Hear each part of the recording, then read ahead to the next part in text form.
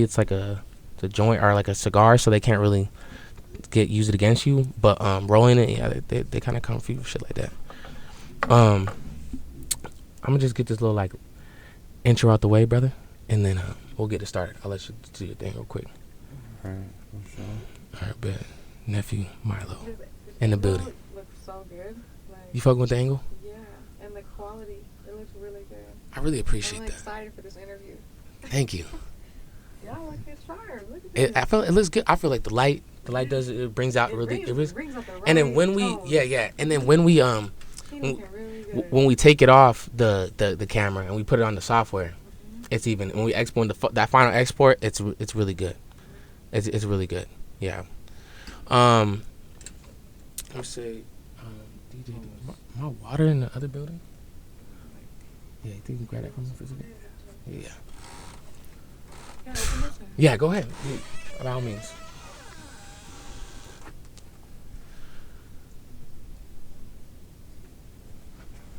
Busy guy.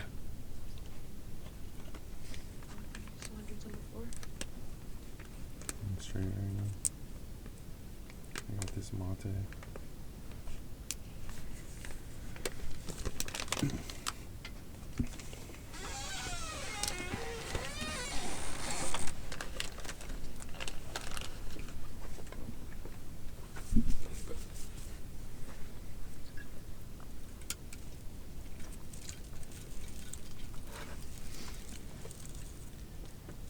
You got a lighter? I do, but I think it's in the other room. I grabbed it. Oh, right here. We can smoke in here, right? Oh yeah, of course, man. Of course. Because that was my line. Oh. Hey, so how often would you say you smoke, brother? I've been smoking every day since I was 12. Every day since you were 12. All right. I didn't know that. Have you ever had like a time where you're like, maybe you kick back a little bit? Well, I was in rehab. Okay. When I got arrested, they put me on rehab, but I was only 3 weeks. It was a month, but I smoked for the first week because Okay. like you have to just smoke less. And that was like the last time you probably took a little break. Yeah. I don't know. I feel like yeah, I smoke every day too, bro. And I feel like I feel like just weed in general, there's a little hate behind it. I don't know, cause I feel like weed is like judged. I don't know, cause I feel like once you tell someone they smoke, they look at it like, oh, you smoke every day. But I feel like if you tell them, oh yeah, I drink every weekend or anything like that, I feel like it's more accepted socially. I don't know. Would you feel like that? Would you agree about that? What you think? It sounds legit. Yeah. I would say, I don't know. Cause I don't know, cause usually I always ask my guests about like how often they smoke and stuff like that. And me personally, I smoke every day, and I don't think I'm ever gonna stop smoking. I feel like if there was like a really valid, like maybe a medical reason, I maybe would. But I just I for sure I have like a sleeping problem. Like I can't. It's not easy for me to go to sleep. I don't know about you. Me too. Do you have one? Can you relate on that a little bit? No, for sure. If I don't smoke, I don't sleep. Yeah, seriously. So I feel like maybe if I kick back, like I think the most I could probably do is maybe, because when you get busy and you're handling stuff like that, sometimes you don't even have always the time to smoke. So I feel like maybe if I tried, I could probably kick back and not smoke during the day, but I really can't sleep. So for sure, that's why I don't think I could ever stop smoking.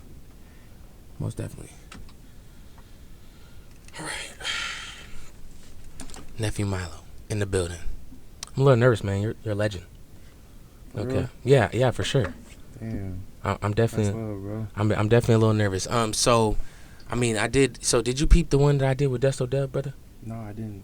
Okay, it's right there. We I didn't even know. yeah. So I did one with Desto Dub. I want to say like in March, something like that. It was pretty cool. We did it live in the store. It's actually behind us right now. I don't know if you can see it through the monitor. Yeah, it's right there. Shout out. I do some shit like that when I open the new store. Definitely, I would definitely be down to do that. Yeah, that'd be hard. Yeah, so originally, like, I think I was planning to do the episode in the studio, but I think what was going on was he was doing, like, he put the ad on, He just put the add-on to like now it's like bigger for the original store. So I think, but the publicist and Desto, they wanted to do like the media and promote it in there. And I don't blame him. It came out super fire, and I don't regret it either. And, I was actually one of the first to be able to do. I did literally it was a 2-hour interview, bro. Yeah, it was 2 hours. It was a great episode. What did y'all talk about? Man, we talked about so much stuff, man. Just from his upcoming, and then just his transitioning into building his business, and just the behind the scenes of it, and certain things people don't know about being an entrepreneur, and things like that. Things I'm definitely gonna ask you too as well. But without further ado, welcome back to another episode of the Real Me Real podcast. Thank you guys for tuning in. Today's a great day. I have another legend in the building, man. Nephew Milo, Asaalico Ceo, bruh, in the Real Me Real podcast, man. Of course, he's tapped in. He pulled up. This is legendary. I literally have one of the 2 biggest people out of Los Angeles on my podcast, and I'm just getting started. And I want to say one more time, I know I've been kind of telling you since you pulled up, but I appreciate you for coming through and taking the time. It's love, bro. Yeah. Glad to be here. Most definitely.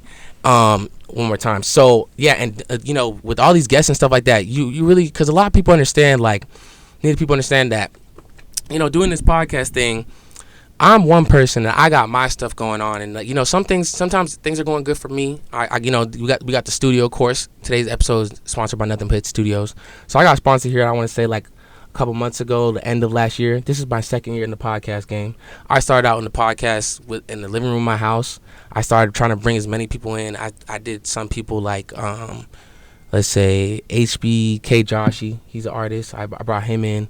I brought, let's see, Baby Stone. Yeah, he's hard. You folk HBK Joshi? Yeah. I did him. I did member from Baby Stone Gorillas. I brought in Cypress Moreno. I brought in Run That Back West. I brought him in. Angel Heaven Sent. I want to say so many people. So that's how I started, bro. And I think within a year in, I was making connections, making relationships, and then that later down the line, I met the owner, which is Mixed by Marv. I'm not even too sure if you might be familiar with him. He's an engineer. Yeah, his work is I want to say his catalog is out the roof, but he did things like I want to say, he went through platinum by doing he mixed a song for Money Man, Lil Baby. He does things for R3, Babyface. Right? I want to say too many people. So I met him down the line. I did an interview with him, and then he offered to sponsor me, gave me my first deal, and then later down the line, of course. Another thing is too, this episode is sponsored by Loud Logs. Make sure you guys go get yourself a pack. And then Loud Logs, I met him later down the line as well. So yeah, man, it's been a wild journey. I want to say one more time, appreciate you having me here. Before we get into this episode, guys, before we even get started, make sure you guys are subscribed. Another thing as well, we just hit 1,000 subscribers. Like I said, I appreciate you guys. We're gonna keep pushing this content. I'm bringing the interviews to you guys, but make sure you guys are subscribed as well. Let's see. Of course, all the ads are on the screen. I'm gonna pop up my boy's ad. Make sure you guys are following him as well. Asaalico, the whole 9 yards. We're gonna pop that up throughout the whole episode. And I'll probably put that link in the description. But if you guys already don't know, I feel like I don't even gotta really say all that. But of course, all that stuff is gonna be in the description. Let's see what else. Make sure you guys are getting my merch as well too. The Real Me Real clothing. We got affordable rates. Nothing over $40. We just dropped a new logo. Season 2, we got new colors, pullovers, hats, zip ups. We're gonna pull up all that on the screen. Make sure you guys go tune into that. Make sure you guys supporting me. And those who have supported, I appreciate you guys. And if not, you guys can well find all this stuff in the description. Also as well, this episode is going to be now live. For those who don't know, who love to listen to this podcast, these episodes are always live on Spotify and Apple Podcasts, iTunes, aka whatever you guys want to call it. So if you guys are listening right now, of course, give me a thumbs up. And if not, you guys can go find all the links in the description. Sorry, brother, I got to get all that out the way. No, you sure? Yeah. So it's a long intro. You know what I mean? As time goes on, we gotta go over things. Yes, but sir. without I'm further chilling, ado, I'm smoking. you chilling? How you feeling right now, brother? I'm high. Oh, you okay? Confirmed for sure. Me too. I honestly smoked 2 blunts before you got here. But honestly, when I do these serious interviews, sometimes I don't like to smoke when I'm doing it because I gotta make sure I stay focused. Because sometimes I don't know. You got to host. You feel me? So if I start smoking and I get too faded, I'm gonna just be like you know, just kick back here, and then it's just gonna be just us two right here, just faded as fuck. Facts. Yeah. So I gotta put on host mode. But I mean, without further ado, of course, special guest, my boy CEO Milo. So Before we even get started, of course, I always start with a little intro. But before we get into that, how are you feeling right now today? I want to say we're almost like halfway through the year. It's been going by quick. I seen that you just got back from the Bay Area. That looked like it was a good time. How you feeling today? Oh yeah, I was just out in Frisco for my boy DB's last show of his tour. Had to pop out, grand finale of the tour. Yeah. Would you say like you obviously travel a lot as being an entrepreneur yourself. Would you where would you say the most place you probably always going? Would it be the Bay Area? 'Cause it's not too far away. Like for those who don't know, of course, it's only like 6-7 hours away. Yeah. How often do you be going up there? Especially with the relationships that you got with so many artists that up there. Well, I'm from the Bay Area. Okay, So- bet. That was the next thing I was gonna ask you. Is like back growing up, of course. But we can definitely dive into that. So yeah, of course, let's talk about it. Where were you raised around? Where'd you growing up? Being in the Bay. Talk about it. So I was raised in like Northern California. It's called Northern Cal. It's called Santa Rosa. Rosa. It's like an hour away from San Francisco. Okay. So I just grew up on like all Bay Area culture. Okay, bet. Would you believe me if I told you my mom's from Petaluma? For real? I swear to God. Yeah, that's crazy. She's from Petaluma. I actually grew up around the area. I lived over there for a little bit. Oh yeah. Yeah. Yeah. So for those who don't know, Northern California, beautiful place. These cities that we're talking about, these are more like outside of the Bay Area, more like more country, I would say. Definitely. Yeah. So my relatives all throughout the Bay Area. I want to say Rosa, San Jose, Roanoke Park, of course Petaluma.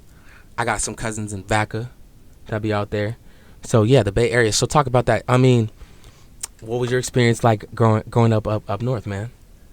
I know it's a big difference from LA. Like, see, I know that difference. I mean, shit, there's nothing out there. Yeah.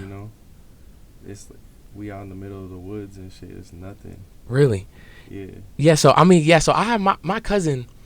He be active though. Like I don't know. He's right. Yeah. So he be like. I mean, I'd be out there, but he still be finding a way to do some shit. But I think you just gotta know what's going on out there. But most everyone tells me to really kind of get some stuff going on, you got to go to the city. To be honest with you, I mean that's what most people say, right? Yeah. Yeah, right. Like if you're really trying to get on something, you got to go more towards the city, which is Oakland, San Fran. I don't know, Sac. So I feel like that's what most people say up there. But I mean, okay, so did you grow like how long did you live there, bro? Until like when did you make that move down over here? So I've been out here in LA for like 6 years. Only 6 years? Yeah, 6 years. So what age were you then when you moved over here? I was 25. Okay. So for the most part, most of your life up north. Yeah. So like the whole I just really just started off just selling coke. That's all I really used to do. And this clothes shit, all this happened by accident. I come out to LA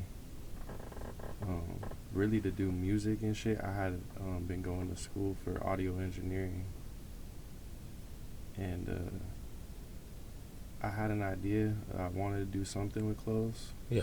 I also have an underwear brand. I don't know if you know about it. Yeah, we got that. I was gonna bring that up later. Thuggies, right? Yeah, it's called Thuggies. Yeah, we got that. We're gonna get into that later for sure. Yeah. So before we get more into the okay, so now I was also gonna ask you about because I obviously looked at your profile, brother, and I see that you did music. So we're definitely gonna dive into that. But I want to talk about more about like you growing up. So I always ask my guests kind of questions like, okay, what type of kid were you? Like, did you always have this entrepreneur like mindset? Did you do sports growing up? Also, I want to say like family too as well. Did you grow up with a big family? Things like that. Things people might not know. Growing up, Yeah. it was just me and my mom for real. Okay. Tight relationship. My dad, I didn't meet my dad till I was like 5 years old because he was in federal prison. And then when he had gotten out, he was kind of like, he was not really around. He would just come around on like my birthday or Christmas type shit. Okay. And so then it was just me and my mom. I really got raised by the streets because my mom was on dope too. Oh man. So like growing up, I just looked up to like the hustlers and shit around me. And like where I was from, it's like a real rural area. A lot of like trailer parks and shit. Yeah. A lot of tweakers. No doubt. what I call them crankster gangsters, and it'd be like these like white or Mexican dudes, and they'd be like living in trailer parks with like tall tees and like, you know, they were like the niggas around me that was like they was getting money. And so as a kid, I always looked up to them, the crankster gangsters, like they was getting money, like selling crank, selling meth, whatever they could, yeah. You know? Whatever get their hands on. And that's kind of what I had seen as a role model when I was growing up, for the most part, and that influenced me a lot, you know. To have that hustle mentality. Really, just to sell coke. I didn't really know anything about hustling. Like everyone always tells me shit about like they sold chips in high school or school and shit, or like candy. Yeah. Or whatever. That's light work. I never did that shit. Like I've been selling dope since I was 13. So I just started with weed and mushrooms and shit, and then I graduated. When I graduated high school, I went up to coke, and then it was like just up from there. I just thought coke. That's all I really knew was just coke. That's just money to me. That's like in the streets we call it work. Coke, you just call it work. Real pusher, man. Because it's just money, you know. So it's just always been coke to me. That's my whole life. Wow. Yeah. So okay. So there's not straight from the bat hustle. You've been doing it for sure. Mm-hmm. Okay. So let's talk about. I mean, that kind of sums up a lot for sure. Let's talk about the music, where that passion began. Who are some of your favorite artists, like growing up, especially being raised around the Northern California? What's your take on, and especially also because I know you do have, obviously we're gonna get into like relationships with all these artists that you have from LA and from all these other places, but first, like what's your take on that, like with the music wise, like who did you grow up listening to? Who's some of your favorite artists? What's your opinion on Bay Area versus LA music? What's your thoughts on that too as well? Hey man, I'm just a fan of all hip hop music for real. I wouldn't like really say I'm a fan of a certain like area or genre or anything like that, because I really grew up on all that shit. Everything, man. But I listen to the greats, of course. 50 Cent, Kendrick Lamar, The Game.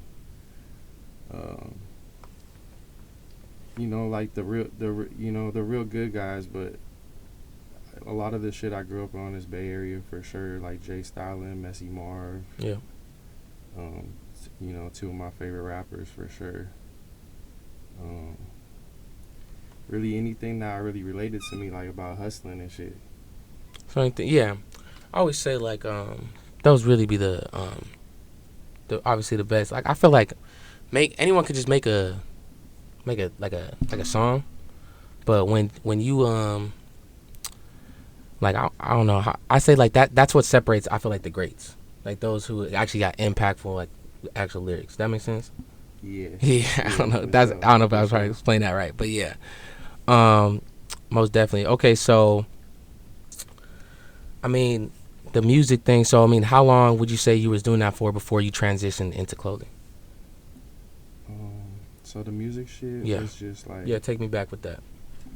I was just fucking around with that shit, just trying to do something with it on the side of selling dope, just on some regular shit. And you did say audio engineering too, sorry to cut you off. But you said you start off with that first, then you started rapping? I had gone to school for audio engineering. I dropped out, but I didn't really like audio engineering. It was too much shit with computers. But from that, I started just doing music and trying to get more into the music scene. And it really wasn't for me. It's just like some fun shit I do on the side sometimes now. Okay, bet. Yeah, bet. And by this time, when you started diving yourself into music, were you already coming out here to Los Angeles, or? Yeah, we used to take little trips out here and shit. Just try to do some shit, shoot a little video or something.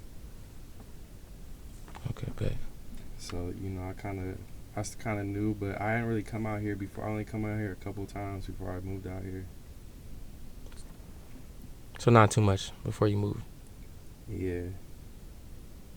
And when I came out here, I was like down bad too. I started with like... What year was this? That was like 2017, I think. 2018 maybe. And this was like before the even thoughts of the clothing? Yeah, I mean, so I had the underwear brand. Thuggies. Yeah, so I had the underwear brand. It's the first underwear with a pocket for holding With the drugs. stash. Yeah. Might as well bring it up. Yeah, let's talk about Thuggies, of course. Man, shout out Thuggies. So, it's the first underwear brand to have the stash bar, right? Okay, talk about that. What inspired that idea? Like, where were you at when you found? Like, you gotta let me know. That just comes from selling dope. You know, we always Mhm. had dope in our underwear. So when the police search us, they can't really find that shit.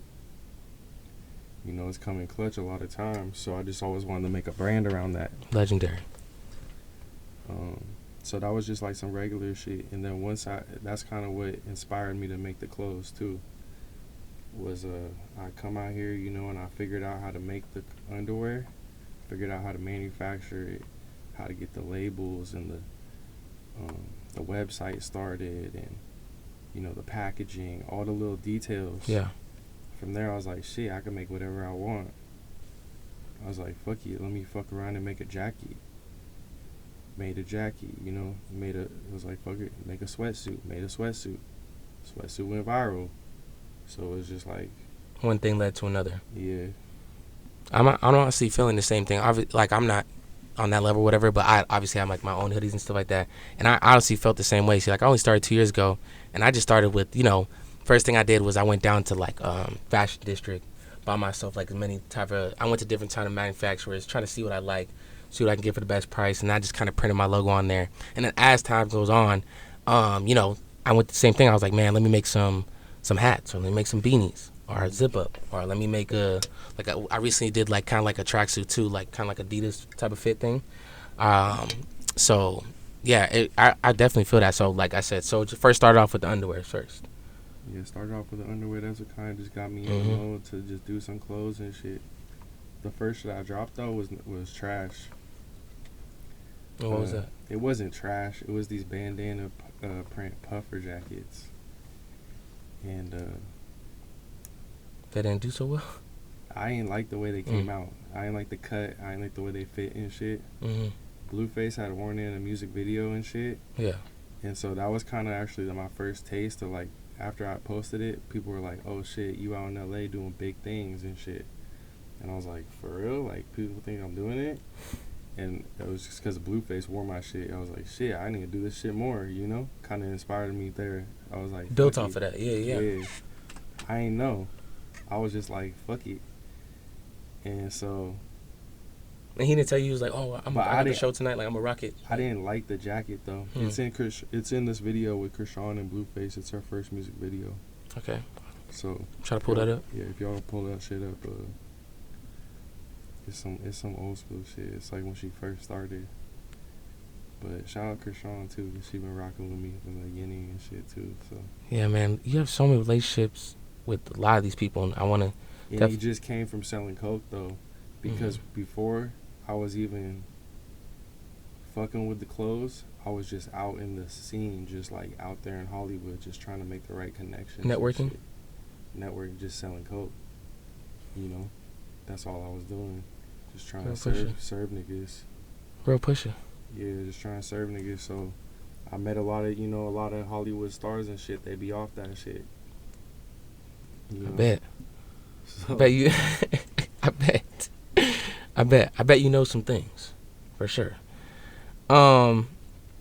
Okay, so I want to say like, I know it started with the Thuggies, but did you have any like, I mean, man, like, you know, you have one of the top brands out of, you know, so did you have any idea, like, in your head, like, any thought, like, maybe, like, oh, this is gonna go crazy, like, you know, and then also like, when did you have that pivot moment where you knew like this is, you know, everyone has like some type of moment where like this is crazy, because bro, like, you know, respectfully, bro, you have one of the biggest brands, bro.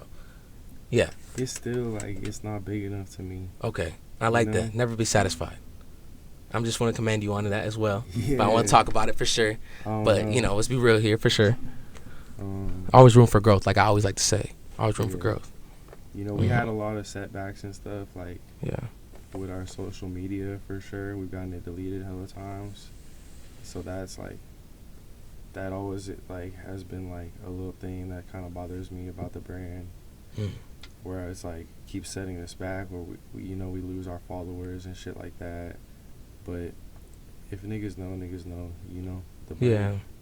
The brand is. But I bet that's we do numbers, you know. yeah. I bet, but still, like maybe on that, you know, that journey of growing, that still gotta be frustrating to have that Instagram like Yeah. taking out, because everyone knows Instagram is like the main source of like promote and marketing, and you know, for sure. Yeah. So I don't know, little things and shit. Like I don't know. I guess it is big and shit, but Nah, for sure, man. I don't really think. I feel like it could be so much bigger. So Always room for growth, but it's a pretty. Everyone got that shit. So, I mean. But like a pivotal moment, I don't know, man, sure. because it's just been like slow growth. Mhm. Like every day is just like another opportunity to do something and just push the brand a little bit harder. So I wouldn't say there's like a pivotal moment. Mhm. When Young Thug wore it, maybe that was like Young a Thug, trip. that's crazy.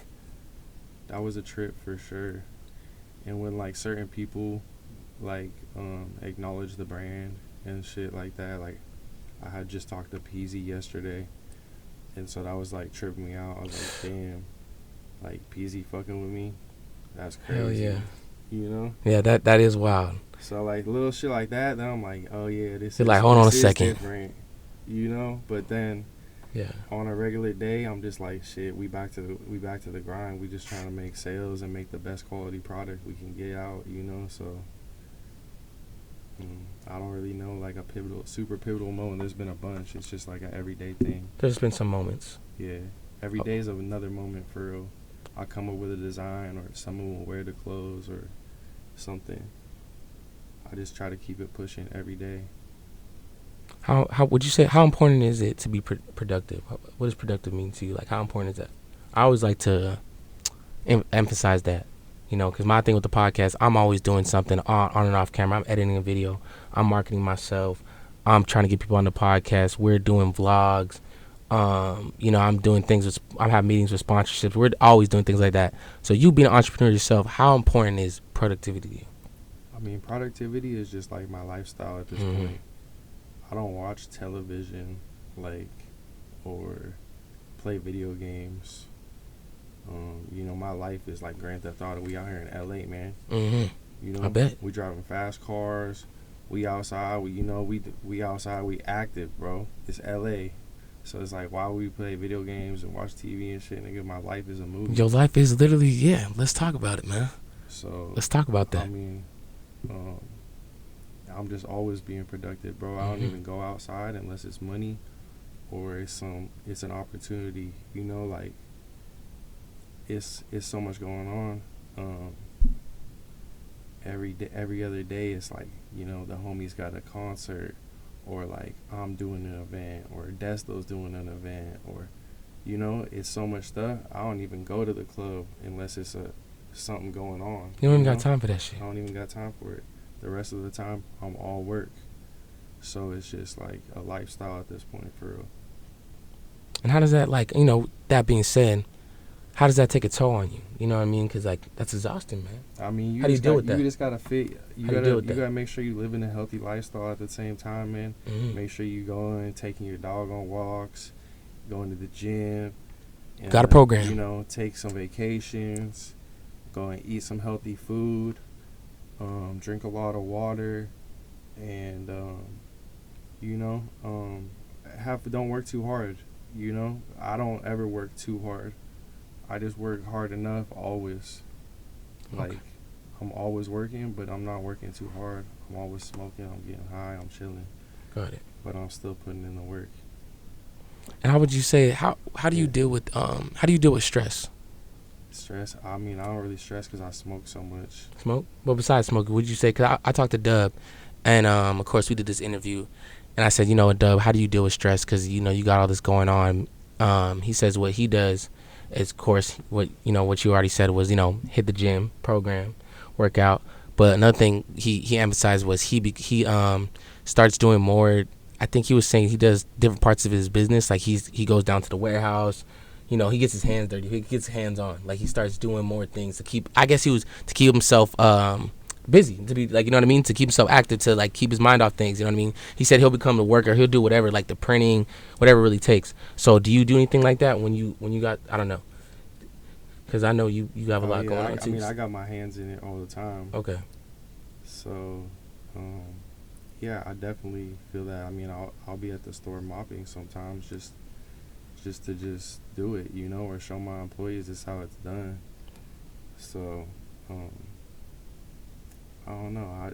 I don't really have that I don't really like vent that on too much, sir. I don't know how I would say that, but I don't really trip off the stress too much, man. I'm always high, and like I said, I don't never work too hard. So you know your limitations, like, for the I most know part. my limitations, and you know, I take it easy, man. I take it easy. I tell my employees the same thing. Like, they'll be stressed of like, this is going on, that's going on. There's so many customers out there, and I'll be like, just let the customers wait, bro. Just like hit this joint real quick. Like, Nah, you gotta love it, man. 'Cause- Straight up, man. Like, just calm down, man. the For sure. customers ain't going nowhere, bro. Like, they gotta come in here anyways. You know, we ain't going nowhere. You know what I mean? Like, they ain't gonna get nowhere else. You know what I'm saying? Nah, for real. Okay. All right. So, man, just, you know, you just gotta take it easy, man. and Take it day by day. Drink some water, relax. Hydrate. Gotta hydrate. Don't forget to drink water, man. I'm telling you, sometimes, man, I you know, this hasn't happened in a long time, but I went some times where sometimes I forget to drink some water, and it's not good. Don't do that shit. Like, it's pretty bad. It will throw off your I'm not a scientist, whatever, pH levels or whatever. It's drink water for sure. And you know, a lot of y'all be smoking. You know what I mean, every day, and you working and you're probably not getting the right sleep. You know what I mean, or whatever that is. So hydrate for sure. That's good for sure. Definitely. I see you got a Gayaki right there. How you feeling about that? That's Yerba mate. yeah. I ain't even trying to say nothing. These niggas need to sponsor me. Oh God. I mean, you bought it out. You brought it out. I'm not gonna lie, but I don't think you have the logo facing that way. Shout out to them though. They a NorCal brand too. Man, shout out Northern California for sure. Man, you know what I need to get is I tried Desto's exotic pop, pina colada. Fire. Dude, oh my God, I Fire. tell all my niggas, man, shout out that episode for sure. I know you didn't see that, but it was really a dope experience. I Of course, gotta look it up now. yeah, it's right here behind us. You can kind of see, like, right there in the store. It was so dope. Like, man, I was really sipping on the Desto exotic pop, and he hooked me up with some tree too. So I was really smoking with Desto and sipping with I the. meant to bring some shit, bro. I didn't go. What was he at the store? I don't know. I meant to bring some shit for you. Oh man, don't even worry about it, man. I could totally get up with you another time, man. Yeah, you gotta pull up to the store anyways. All right, bet I could definitely do that. We could definitely lock in, and I'm definitely down to pull up for sure, without a question. I'm there. But I really appreciate that. Anyways, even the thought. But yeah, it was really a dope experience, man. We was right there. That was I gotta try that again for sure. Do you got any other drinks that you favor, man? I don't know. Yeah, Urban Water, man. Shout out to Urban Water. That's my family. For those- right there. Yeah, so for those who don't know what that is, talk about it. Urban Water. That's this fire ass water brand out of Oceanside. Yeah. What makes them so different? Go tap into Urban Water. Good quality. Some of the best spring water sourced from like the mountains in San Diego. Single source spring. Some of the best water y'all gonna find. Urban Water, man. Fuck with them. I'm gonna pull that up. Where could you? Are they like small owned? Like where do people find that? I know they have it at my gym, but I don't know where else. I ain't really seen it too many spots. Go fuck with them. Urban Water though. Urban Water. We Some gonna pull it up. exclusive shit. Y'all got. If you can find it, you can find it, man. Straight up. I'm trying to pull it up. They got an Instagram or something, right? Yeah. All right. I'll pull it up for sure. Okay, I gotta ask. So I don't know how to really put this, but like, so why specifically El Chapo and Pablo Escobar? I mean, that's kind of like, now I see. I feel like after what you said, now I can understand that. So I mean, we should still talk about that. Was that your first idea, or like how did that come to you? Like, did you know off the bat, or For real, it was just like, And you said you didn't like your first design too as well. Did it have? Was it the? Yeah. So. for real, it was just like, oh, we had a studio, Yeah. and I was like, yeah, let's put El Chapo and Pablo Escobar on the wall. It's gonna be hard. That is hard. You know what I'm saying? The legends. The That's goats. really how it started. And so he put that shit on the wall, and then I had the file in my computer that we used for the wall. Mm-hmm. And when I went to go design the clothes, I was like, let me throw this little shit on here. Hold on. Let me slide this over right quick. Let me see what this gonna look like. Shit looked hard. And the rest is history, brother. Shit looked hard. And I just ran it. But now, Feel my you know, boy, it yeah. obviously means more than that. Mm-hmm. It's iconic, you know. A lot of people hit me and they're like, put El Mencho or some other random nigga. They're like, he's way harder. I'm like, bro, no one even knows who the fuck that nigga is. Like, when you see those faces, it's like, it's like looking at the silhouette of Elvis Presley or Marilyn Monroe or like one of them iconic. Such an icon. Such an icon. So they have movies about them.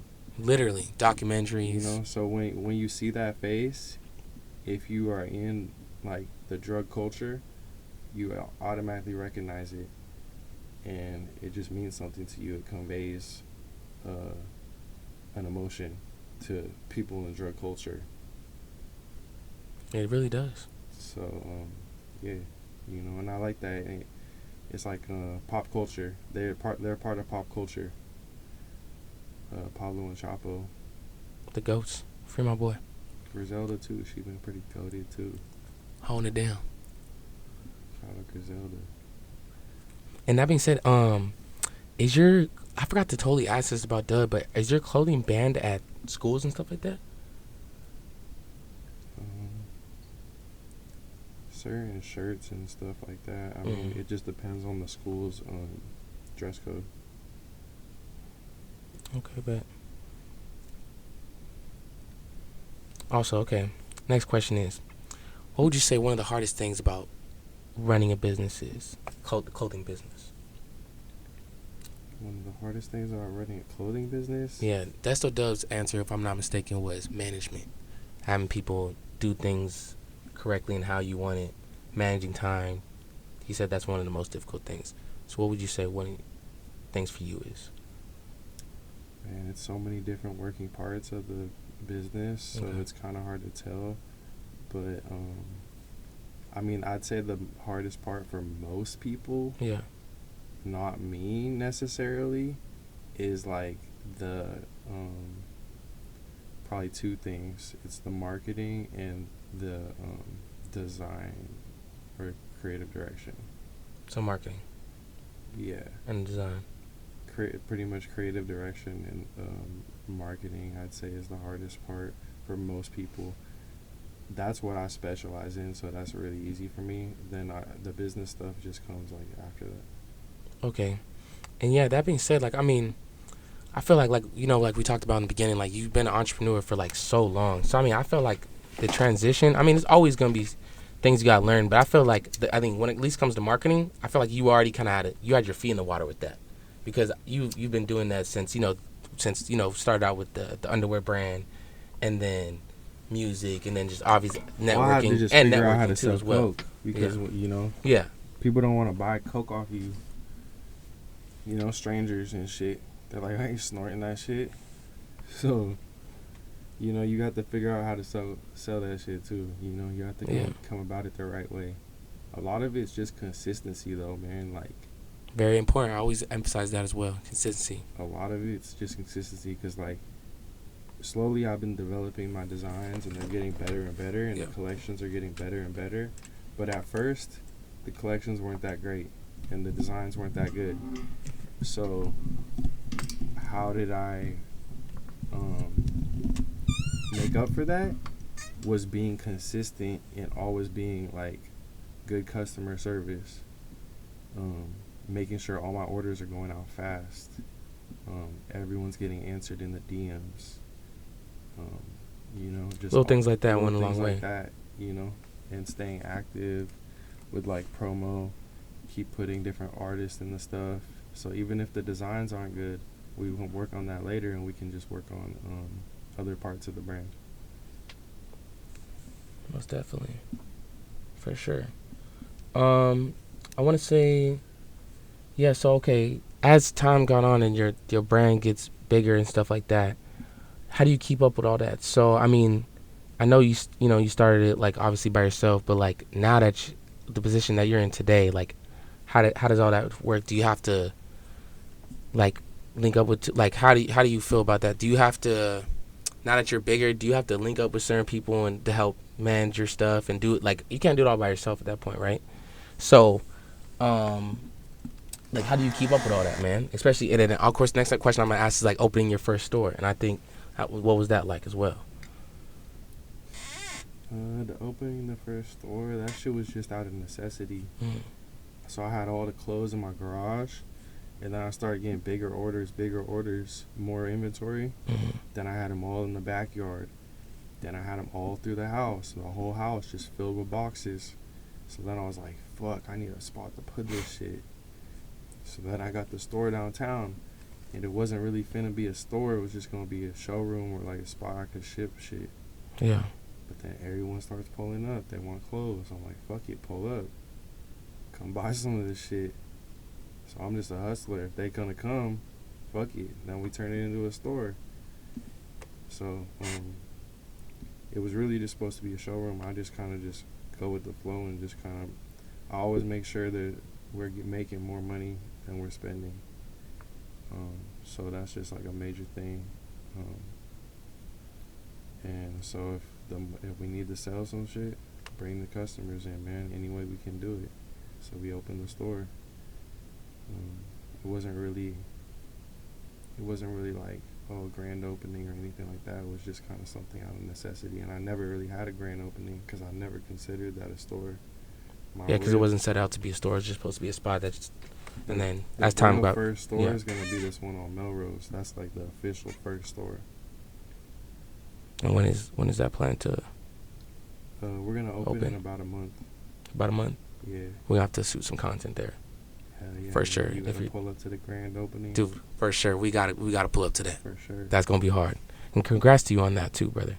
Now that I know this about this Northern California history, I mean, would you ever wanna, of course we asked Dub about his stores. He just, if I'm not mistaken, he just opened up a store in New York, right? Over there? He's out there in New York now. Is he? I believe so. I think he is. It's either he's out there already or he's about to be out there. I saw him open up a store out there, or something like that. I don't want to misquote it, but for sure. So that being said, would you ever want to consider maybe having one of your stores in, back in your hometown, Northern California or the Bay Area? That'd be like the last spot on my list for real. Why is that? Yeah. The Bay Area is just like not super lit right now. Mm. San Jose is doing pretty good, but the rest of the Bay is just like, it's kind of dead. Oh man. So I would love I love the Bay, and I love the city. Yeah.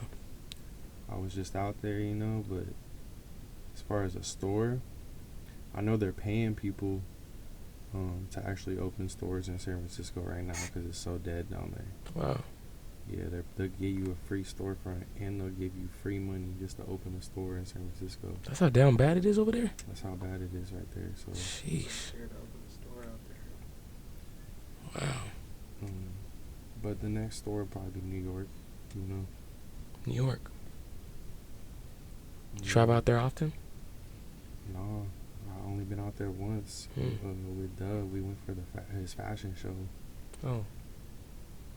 But that's like the fashion capital. So if I'm gonna really push this shit, I gotta go to New York for sure. You definitely had to be there for that. And when we was out there, it was cool. A lot of people show love. A lot of people already wearing the brand. I know you're pretty tied in with their, like, of course, I know you know clients that already be from that area, right? Oh yeah, for sure. Mm-hmm. Yeah, I got people out there. Okay, I want to say,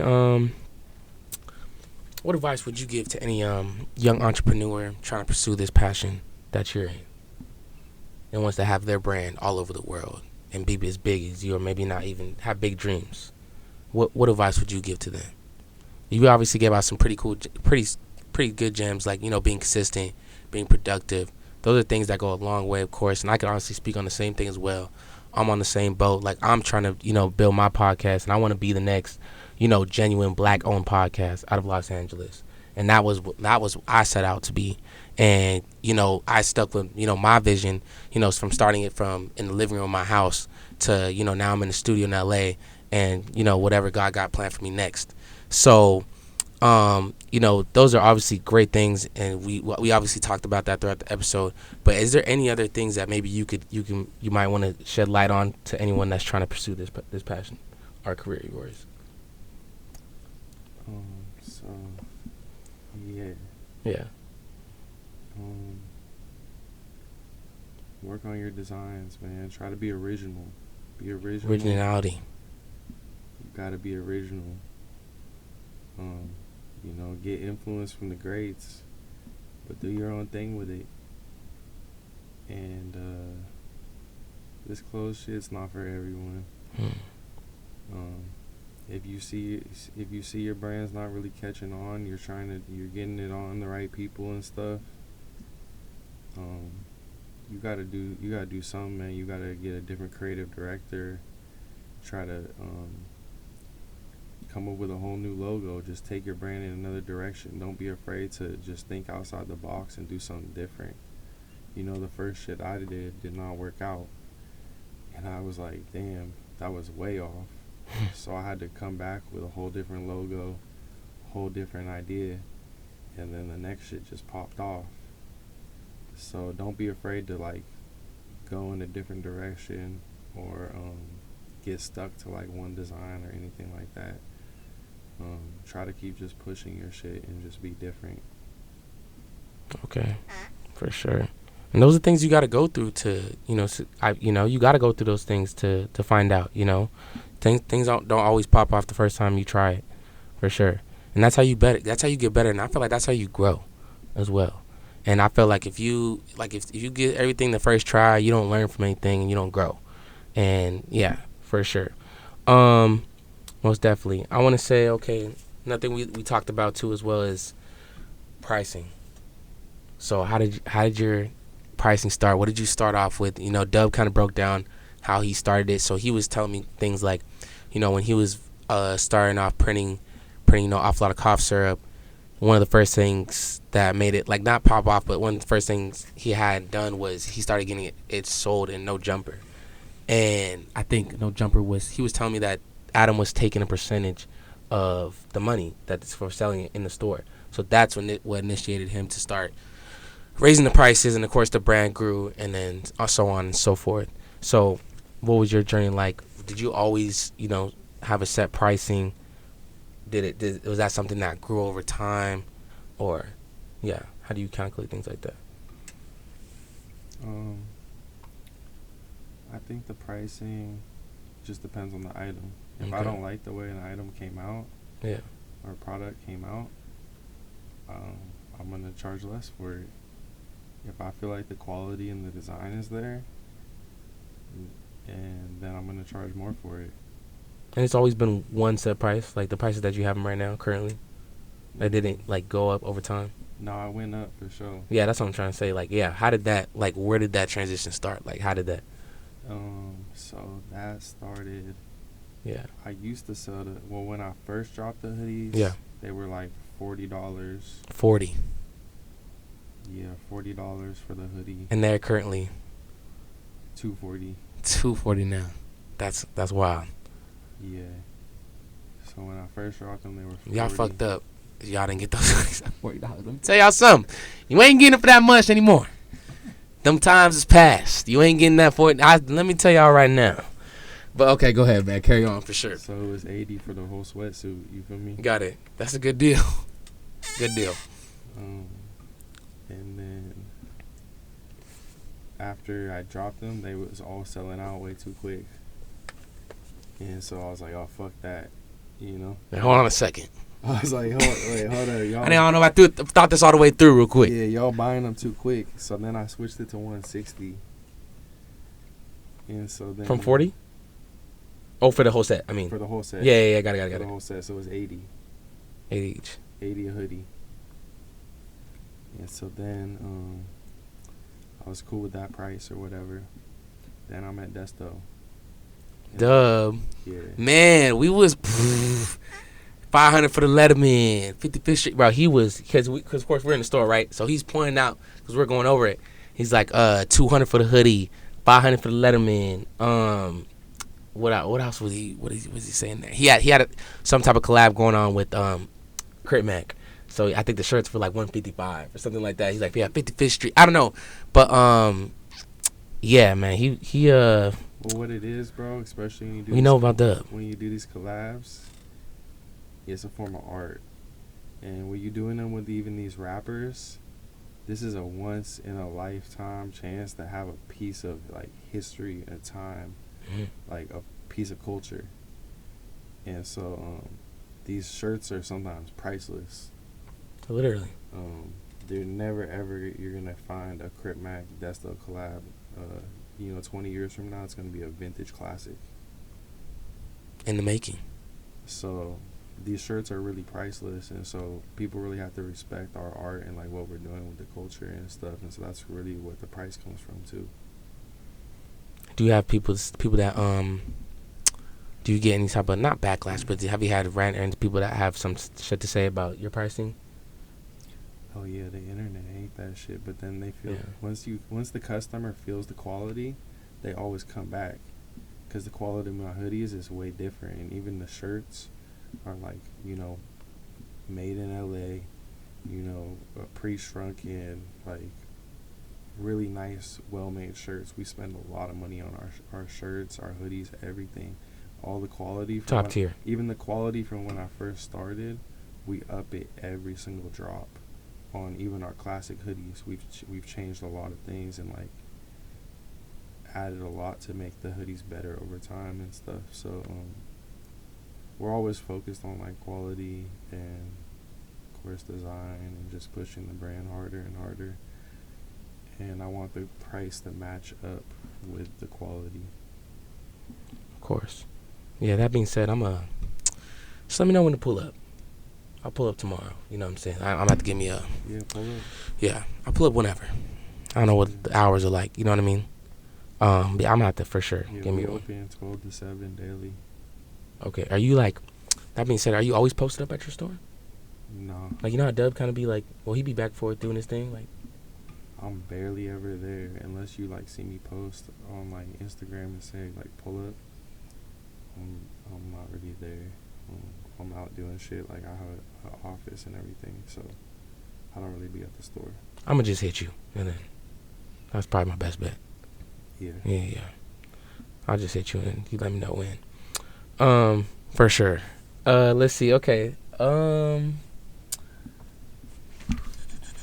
You did talk about collabs. That's another thing we talked about on the episode with Dub was who decides and what person's like you're gonna do this collab with. Like, how is that decision made? 'Cause I bet like you know, as time goes along, I'm pretty sure you have a lot of people that probably want to collab with you. So how do you make that decision on collabs? Like, what's the final... Okay, because Desto Dub kind of broke it down. Like, he looks at it like as a business standpoint, like, okay, either this person could pay for a collab, or is this going to be like a networking thing? Like, he basically told us, like, there's a behind it. So, that being said, you know, with your brand, I'm pretty sure everyone hits you up to collab and want to be down. So, how's that decision made, bro? Like, what's that process like? I do collabs with everybody. Mm-hmm. So you're really open to that? Like, I mean, there got to be some type of rule, like some things you look for when people collab. No, I do collabs with everyone. I don't even care if it's a bum on the streets. Like, give everyone a chance. Really? Yeah, fuck it. Like, I like that. why not? Straight up. Well, I don't know. I mean, I wish people, you know, not a lot of people have that mentality, bro. They feel like, okay, I'm, you know, bigger now, blah, blah, certain things. Nah, I'll never be too big. Okay. I fuck with the streets. And you even coming down here, that's actually proves it. family. Yeah, you even pulling up onto the Real Me Real podcast proves that too as well. Fucking with me. Thank you. Okay, so for the most part, you're very open to that. Yeah, man, I'm down for whatever, man. Say that. Okay, that means. If it makes sense, but I'm not doing the work. That's the only thing. If that's where it comes down to, like, Yeah, explain that. if a big artist or something that I'm really excited to work with, Yeah, wants to do a collab, I might do some work. I might put down some money. But if if it doesn't really make sense for the brand, I'm down to do it, but y'all gotta do all the work. Y'all gotta do all the promo. You know what I mean? right. And so, like, I even sell collabs too. Yeah, that's something you can also pay for one too as well. Yeah, and so that's paying me to do the work for the collab. Mm-hmm. And so that's like another way people could go about it, or they could just come and do all the work and we just do the collab. Fuck it. You gotta put that work in regardless. To be honest with you, I Running. feel like the first option would be definitely smarter. Okay, for sure. So I definitely want to get your take on that. Let's see. Okay, but moving on, I want to talk about relationships. You know, we talked about a couple people. You know, that being said, you got a relationship with a lot of different people. Let's talk about Desto Dub. How did that form? How did you meet Dub? Of course, you two have a good relationship. How did that start? Desto Dub, that's like Yes. my brother for real. Yes, sir. Shout out Desto. He had just seen my brand on the homie. The homie Sauce was wearing at the liquor store, and Desto seen it, put it on his Instagram. He was like, "This is hard." Yeah. Like streetwear brand, new streetwear brand. Like, and the homie like tagged me. I seen it, you know. I was like, shit, let's do a collab. He was like, I'm with it, you know. Just like that. And I pulled up on him. I went and looked up his brand first off, and it was like $200 hoodies. And I was like, they was all sold out on the website, and I was like, oh shit, like, this nigga's doing shit. I was like, how you do that? And so I was like, we gotta do the collab. And so I pulled up on him, and he was at the parking lot. What year was in this? The van. I was like, pandemic, like 2020? 2020, I think. It was like right when the pandemic started. Yeah, you know him for some time now. And so, yeah, so he was in the van and shit, and I pulled up, and there's all these rappers pulling up and shit. Yeah. And he's like, shit, get some clothes out the trunk, give it to the rappers and shit. I was like, shit, this how we doing it? This easy. This what we doing right now? Yeah, shit, So just like that. Boom, they started putting it on right there and shit. We started running the Like, this hard, huh? I was Just, like, yeah, I it's was like like, that. shit, he's doing shit over here, you know? So I was excited. And I gave him a bunch of clothes that day. He was like, let's run the collab. And so I went to go get everything. I started making the samples. I didn't see him for like probably a month later. The next time I saw him, he was doing a pop-up on Melrose with Runts. And really got collabs with everybody. With LB. And like everyone was over there, Trippie Redd and hella big artists. And I'm over there like, hey, look at the sample, you know? I'm just like barely coming up and shit, you know? No one even knows me back then. And I'm like, here's the sample and shit. And he's like, oh shit, I forgot. You know, like he didn't even remember he was doing his own thing, you know? Desto's just in motion. He's going. So then I was like, yeah, I got the sample, gave it to him. And then like the next day, boom, he's taking pictures with Draco wearing it. Next, I was gonna ask about Draco and Ralphie. Yep, R.I.P. Draco. Yep, long live the ruler. Yeah, so the next day Draco's wearing it, and like shit was up from there. I was like, shit, we finna go up. And so then it was like 3 months later. Alright, so it was like 3 months later, I hit up Desto. I didn't really talk to him that whole 3 months, you know? Yeah. It was like 3 months later, I hit him up, boom. I'm like, the clothes just came, and I don't think he really knew, like, what I had done, but I had gotten like 1,400 pieces, Wow. and so it's like, enough to fill up this whole room with boxes, like a huge, like 10 pallets full. It's a lot. And so he pulls up, he's like, damn. He pulls it out and shit, and he's like, damn, we're about to do numbers, Yeah. Because it was like all packaged nice, ready to go. We was like, shit. Yeah. And then I'm looking at the numbers and shit. I'm like, damn, we're about to do numbers, Straight up, you're like, you're doing your math in your head. You about to see Yeah. on here.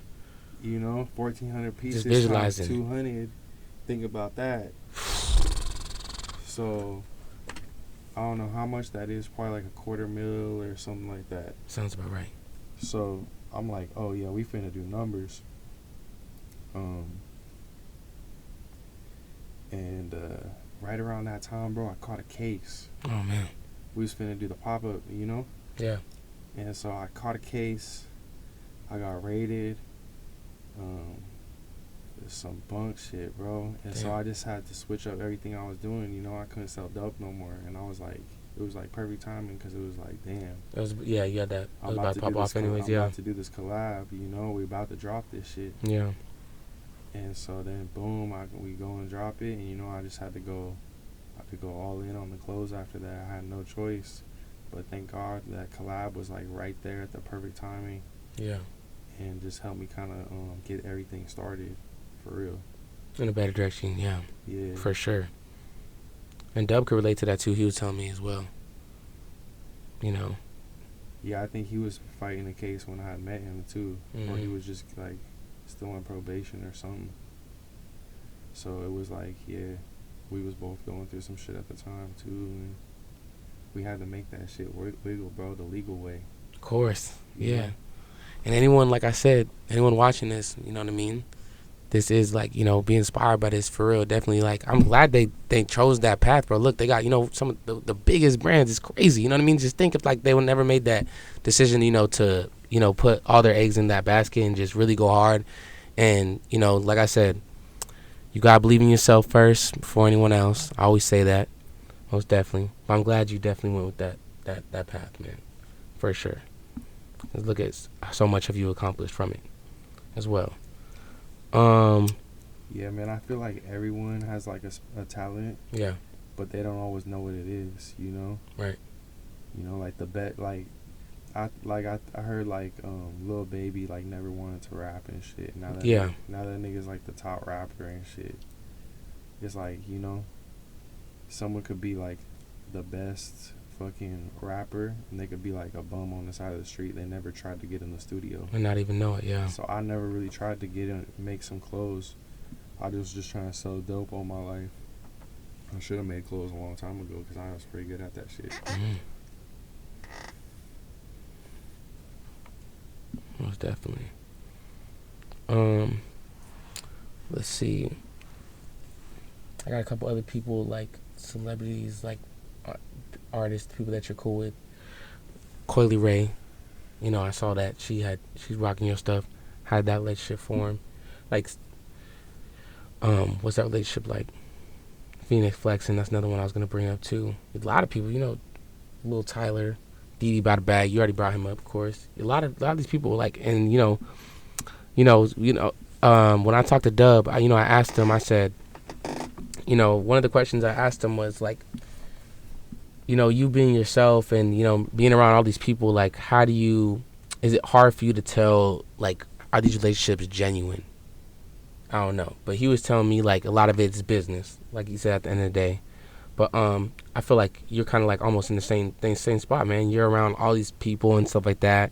They're rocking the clothing. Everyone rocks it. So a lot of these people that you're around, is it hard for you to tell like if it's just a genuine relationship or is it just they're trying to mess with me because of the clothing?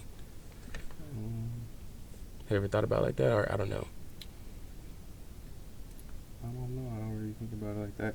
I just, I fuck with who I fuck with. I fuck with who fucks with me and shit. Like, if you show love, I show love. Of course. I'm a fan of hip hop, bro, in general. So like, if I fuck with an artist, I'm probably gonna work with them. Okay. If I'm not a fan, I'm probably not gonna work with them for real. So I honestly like, it makes me kind of like dictate what artists get like promoted by the brand and shit too, because it's like only artists that I listen to for the most part. So there gotta be a genuine connection there. Yeah, like I understand. on my end, or else it's just not gonna be exciting. Like I'm not gonna be like really like excited to work with Yeah, the throw to person, do it. Yeah, I understand that you know. for sure. Most definitely. Was there ever like man, like I don't know, was there anyone that you met where that was like, I mean, you said Thug was probably one of them. Yeah, Thug. That was pretty like a crazy moment. Desto introduced me to Thug. Shout out Dub once Yeah, again. shout out to Desto. That's crazy, right? Yeah, no, seriously. So yeah, man, that was cool. I don't really have a relationship with him. I just met him once, but free Thug for sure. Okay, most definitely. All right, Milo, I got a couple like questions for you. Let's see. They're like called like life questions. Let's see. So one of them is there anything different that you may wish that you may have done along the way on your journey? Anything you might have would have changed Yeah, I wouldn't have been selling dope. completely Hell yeah, no, I would not have been selling dope. I would just been making clothes, bro. from the get go? Hell yeah. Make way more money off clothes. And if I had started that shit, that nigga FTP Zach, that nigga started that shit when he was like Yeah. in high school or something, bro. Wow. And that's why he's the biggest. He been going for a minute, bro. I should have been on the same tip, bro. That nigga's hella smart. I was over here on some stupid shit, fucking around in the streets and shit. Like, what the fuck? Yeah. Don't do that. Definitely not. Do not do that shit. For sure. If you didn't take anything from this episode, do not do that. For sure. Go with the legal way. Like I said, Yeah, go then with the then legal you'll way. be big like FTP and shit, bro. Come on. Yeah, for sure. Most definitely. Okay, so basically you would say like, just change that. All right, that's fair. Another one is, what are some things people don't understand, that probably people don't understand or wouldn't know what it's like when you start making good money? There got to be some things that when you start making really good money, like some people that wouldn't think. When you start, taxes. Taxes. That's probably one thing they gotta watch out for. They take half of that shit, bro. You start making over a certain amount of money, bro, they take pretty much half of your income. And I pay myself, so when I go from the business bank account on the payday, it goes to my bank account for my paycheck, and it just gets cut in half, damn near. Taxes got us fucked up, man. Yeah, taxes. Fuck them taxes, man. It's just ridiculous, to be honest with But you. you gotta pay that shit, bro. The IRS is no joke. They'll get your ass, they'll fuck up your whole business, bro. The IRS is no joke. Just pay that Pay your shit, taxes. and, Yeah, Dub made You it pretty gonna- clear that he pays his taxes too, when we were talking you're about. gonna struggle a little bit at Yeah. first, but slowly as the business gets bigger and bigger, you're gonna be able to skim a little bit more and more off the top. So don't be greedy at first and not pay your shit. Just keep paying it. Struggle at first, Mm-hmm. and eventually you're gonna be able to skim more and more off the top for yourself. Just like that. Yeah. Never do the shortcuts, bro. They never work. Make sure you got insurance and pay all your bills and like everything, Up to date. everything's in line. 'Cause that stuff comes to bite you in the ass too if you It'll don't. fuck you up, bro. They'll come creep right back up on you. For sure. Okay. You didn't mention earlier in the podcast driving fast cars and shit. So that being said, what was one of your first cars? What car do you drive right now? I just pulled up in the Trackhawk just now. Light work. But my first car was a bucket, straight bucket. Talk about it. It was like a Volvo, a brown Volvo. Not the brown Volvo. One of them box ass ones though from like the 80s. It got you to where you got to go though. They do a job. Yeah, that shit would break down on the side of the road. I used to hitchhike though. I used to hitchhike every day to high school. Yeah. So, well, senior year I had gotten that car, you know. Yeah. That's the first car I got, and then but besides that, I used to just hitchhike. Get a ride for whatever. I'll stick my thumb out. Oh, you talking about like really? Like no, yeah, just stick my thumb out. I thought you meant like you was road. catching rides from people. Like I meant like just people. No, I would just stand on the side of the road, my thumb out, and just get rides from just random people. All right. Yeah. You came a long way, man. That's how I got You to came a school long every way. day in high school, bro. Because I always missed the bus, too.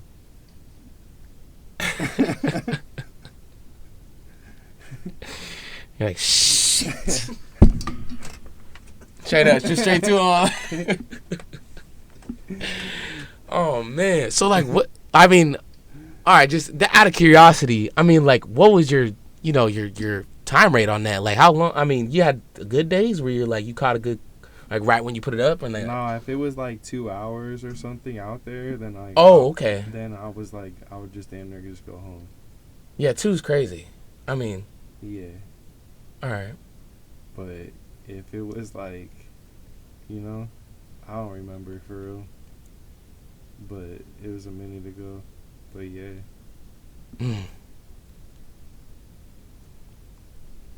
Yeah, I see. I didn't see that one. Got me hitchhiking. Yeah. Yeah, man, you gotta get. You gotta do what you gotta do, huh? You gotta get out there, man. You gotta do what you gotta do, man. Yeah, because people like don't understand, like living, especially in Northern California, it's not like the city. It's definitely not the city. Long roads, back roads, farms. Exactly. It's like in the woods, bro. Yeah, rivers, like canoeing. That's the type of thing. That's the type of vibe it is out there. Exactly. Yeah, so it's not like the same as living in the city or LA for that matter or whatever, and where you could just kind of like walk places and shit like that. No, like things are far from each I other. don't think people hitchhike in LA. No. Don't do that. If you do, don't do that shit. I think you throwing up gang signs and shit. Yeah, they'll be like, what the fuck you saying to me? Like, you know what I mean? Like, hold on a second. I got this guy out here with his thumb out thinking shit's sweet. Yeah, no, for sure. Let's, do not do that. Do not have your thumb out in anywhere Los Angeles. You might get hurt. I don't know. I don't know. Some people might take that the wrong way. So, yeah. Let's just make that clear for a second. Yeah, so back to the car thing. What I know you just said about the Trackhawk. What's one of your favorite cars of all time? I like the Trackhawk for real. That's my favorite That car. definitely is. Yeah, it's my favorite car for real. Do you have a quote unquote dream car maybe that you haven't got yet? No, I like the Trackhawk. Trackhawk. Back to the Trackhawk. That's my shit. That's the best car. That's the only car I like, for real. I have a Corvette too, but I prefer the Trackhawk. Over the vet? Yeah. But the Vet's cool too, just if you're in that mood. Yeah. For sure. Well, definitely. That's a hard decision, huh? You know what I mean? Like, which one? Yeah, I mean, can't go wrong with neither. Right? Nah. You gonna have fun either way. Literally. For sure. Well, definitely. Is it parked out? It's parked out? You about to check? Yeah. All right, I'm about to. Yeah, that's hard. Come peep it, Yeah, we're gonna have to come peep that, DJ, after. If you guys are cool with that. I don't know if you guys are cool with that. We gotta see that. I don't know. You been in the track hawk before? I ain't been no guy in the track. You know what I mean? Yeah, we try to play it cool over here and stuff like that. Bro got a track hawk. All right, so okay, checked off the list. What is? I was gonna ask, what's the fastest car you ever driven? I feel like you're about to just say track hawk. Yeah, so I feel like is that the fastest car you ever? Yeah, driven? Trackhawk's like the fastest Yeah. SUV ever made. So Yeah, I seen it. Yeah, I felt that one coming on. Get yourself a track hawk. Get yourself a track hawk. Get yourself a track hawk, I man. like American cars. American muscle. Yeah. What's your opinion on scat packs? I used to have like old school cars and shit, like a box Chevy, and the Cutlass Supreme. That's the one I sold Desto. Oh, you got the Cutlass? He wrapped it though. Oh, that's the one that he just wrapped, right? With the Yeah. Rams in the Rams. It was wrapped Ram. Yeah. Yeah. That was my old car. So I used to fuck with the old school cars, but they too much maintenance and shit. And like, I live in an apartment, so where the fuck am I finna park that shit? Straight up. It's a bitch. Mm. Even 2 cars, and I have the extra space and shit. Like 2 cars is enough for real. Yeah, fuck all that. I barely even drive too. So Do you have a driver? Or? you know, You drive everywhere yourself for the most part? yeah. Sometimes I have my assistant drive me. Shout out your assistant. Shout out my assistant. He's right here too. Shout out my boy right here. So, sadly, my assistant doesn't know how to drive, so he can't do that for me. But okay, for sure. And then I was like, how many cars do you have? So you just have 2. Yeah. You a fan of like Benzes or like luxury cars? You know. Not really. No. All right. Fair enough. Okay, the last thing I think I have right here is just like jewelry. Of course, we see you shining out here, brother. What was the first piece of jewelry that you bought? A grill, for sure. Used to have the gold grills. Gold grills. Yeah. That's like a Bay Area thing. Yeah. You know? Did you rock just the bottom one or both? Both. Oh, you stand on business. Yeah, so I used to have the gold grills. Okay. But yeah, man, that was like the first shit I ever bought when I was like 18 type shit. Just like that. I was out there going stupid. And you was You know, going dumb. The gold grills, the tall tees, all that shit. Okay. What are some of your favorite jewelers? Do you have some of your personal favorites? My favorite jewelers.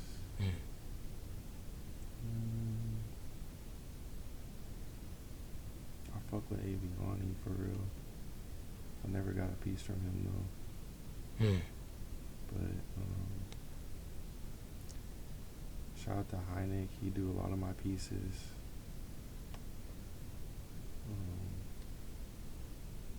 Yeah, Heineck in New York. He's hard. Dude, would you say like the East Coast has some of the best jewelers?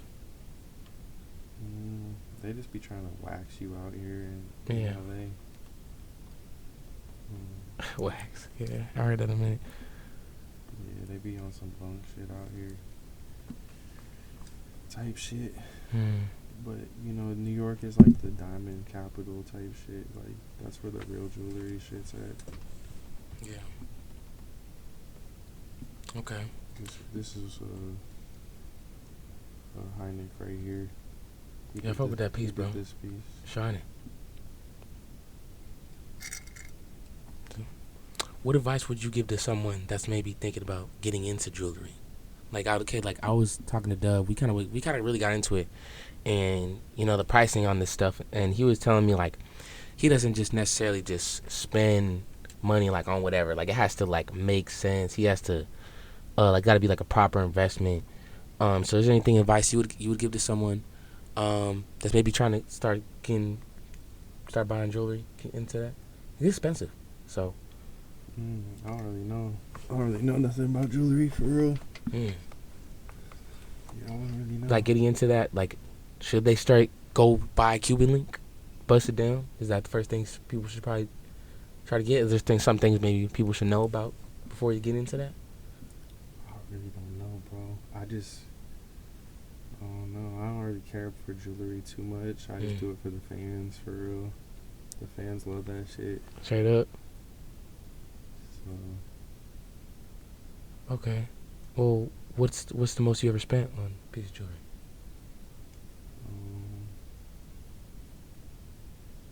Probably like 50,000.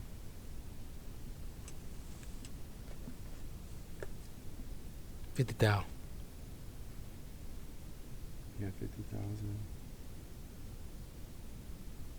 But it's an investment too. Right.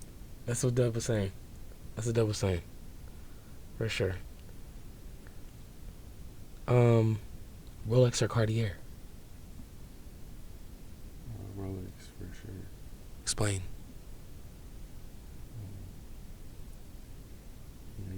It's an investment. Again, it's an investment. Do they hold value better than Cartier? Yeah. Okay. Yeah, Rolex just be going up in price when you buy them. You keep them nice. It's a good investment piece. Okay, so for my first piece of jewelry, what would you recommend I get? You probably should get a Rolex. That was one of my first pieces too that I got. The Rolex? Yeah, I never wear that shit though. I got a couple watches I never wear, so I don't really care for jewelry too much. Oh. So Rolex was one of your first watches? Was Yeah. it a date just or what we talking about? Yeah. My first one was a date just. I need me one. For sure. Yeah. It's waiting for me. Mine's waiting for me somewhere. It's in there waiting for me. Most definitely. I like to say. That's like the mindset I like to have. For sure. Yeah, okay, so, I mean, that pretty much, I think that kind of wraps it up with the questions about the jewelry and stuff like that, because, I mean, you said you don't really care too much for it. I really fuck with your piece that you got on right now. I think you have another one, too, right? You have two, don't you? Yeah, I usually wear the Apollo. This is a Chapo. I usually wear Apollo and a Chapo. Okay. A little light work today.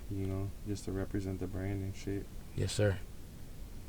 Okay, so that being said, I mean, the last question I have for you, is there anything people should look out for? I mean, for 2024, man, I know you said you got that store that's going to be opening up next month, right? If I'm not mistaken. Hell yeah, man. That's what it's set to do? The new store is finna go crazy. On Melrose, viral. We dropping a new collection when the new store opens. We got to make some content in there. We could definitely do something in there, for sure. It's up to you. I mean, for sure. Yeah, man, we got to come with some new content. I got some big celebrities that are going to be right there at the grand opening. Nice. We got some big shit lined up, man. And a lot of new pieces, a lot of big collabs. Look forward to some of the best work that you ever see me do this year, man. We got some shit, I can't say too much, but a lot of new pieces, accessories, and new designs. Everyone, it's gonna be crazy, so look out for that shit for sure. Hell yeah, man. I'm very excited to see that, man, for sure. And I definitely would love to come down and make some content in a new store as well. We could definitely do that. We could even do a thing kind of like how we did with Dub, where we just kind of set up, do like a little episode like that, or even vlog, whichever. Most definitely. But besides that, I want to say we went over a lot of good stuff, bro. I want to say one more time, I appreciate you for making history and coming on the Real Meal Rel podcast, man. I think this was a great episode. Let's see as well. I think one more time, like I said, I would love to have do more things and make more content with you after this, moving forward. But besides that, I want to say appreciate you one more time. Make sure you guys are following us, of course. All the ads are popped up on the screen. We're going to pop up the business Instagram, his personal Instagram. All that stuff's in the description. You guys know. If not, you guys know. Make sure you guys are subscribed. We just hit 1,000 subscribers. We're trying to get to 2K, literally. So make sure you guys are subbed. Like, comment, all the good stuff as well. Without further ado, I want to say what else. I feel like I missed something. Am I missing something? Oh, yeah. I mean, if you guys don't know, of course, you guys can always listen to this episode on Spotify podcasts. A lot of things coming, like he just said. New store coming out, new designs, new apparel. Sounds like a lot of good things. And of course, another question I was gonna ask too with the Thuggies too, is there more things we can expect from that? Any new things on that end too as well? Hell yeah, man. Thuggies, okay, bet. We about to come with a whole new drop, new colorways, better design, better fitting, That's one of the main things that's been holding back the Thuggies is we've just been trying to get them to fit perfect. I don't want them to just be about the utility of the underwear. I want them to also be about the quality and the fit.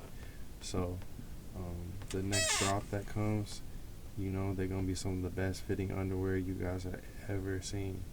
And I'm really looking forward to what Thuggies has this year, too. Yes, sir.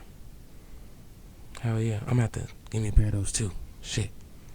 Man, I got some Calvin Kleins on right now. I don't know. Whatever. You know what I'm saying? I don't know. But I got to get some Thuggies, for sure. But besides that, I want to say, appreciate you, brother. It was a great episode. To many more. Like I said, I commend you on that. You're the GOAT, brother. I'm a fan of you. I love your artwork. You know, I'm glad that you took the route that you did. You're a legend, and I hope this episode inspires others to maybe step up and do the same thing. You know, you never know what you're capable of. You got to take that leap of faith. You got to, you know, believe in yourself. And, yeah, so, but besides that, thank you guys for tuning in. Until then, I'm going to see you on the next episode, for real. Man, that was good, brother. That was good.